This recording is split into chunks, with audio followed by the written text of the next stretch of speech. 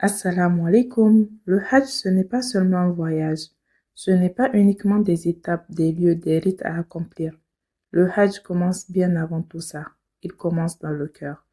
Même si aujourd'hui tu ne vois pas encore le chemin, même si les moyens ne sont pas là, même si tu penses que c'est loin ou pas encore pour toi, ne ferme pas la porte du Hajj dans ton cœur.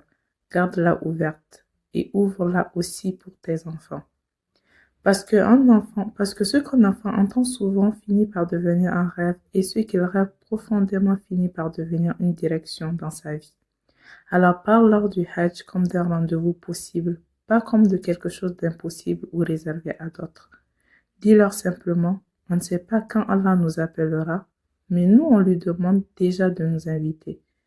Et fais cette doua avec eux. Oh Allah, invite-nous à ta maison sacrée. Facilite-nous le Hajj. Écris-le pour nous dans ce monde et ne nous prive pas de ta miséricorde. Rappelle-leur que la Kaaba n'est pas une maison comme les autres. C'est la maison d'Allah sur terre, un lieu vers lequel des millions de gens se donnent rendez-vous. Et que ceux qui y vont ne sont pas forcément les plus riches, ni les plus organisés, mais ceux qu'Allah choisit et honore par son invitation.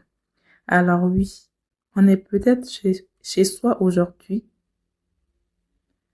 Alors oui, on peut être chez soi aujourd'hui et commencer le Hajj dans le cœur, en apprenant à espérer, en apprenant à demander, en apprenant à faire confiance en Allah, même pour ceux qui nous semblent loin. Parce que parfois, le premier pas vers le Hajj, ce n'est pas une préparation matérielle, mais c'est surtout cette invocation qu'on fait. On n'attend pas le Hajj pour y penser, on y pense pour s'y préparer. À très bientôt. Assalamu alaikum.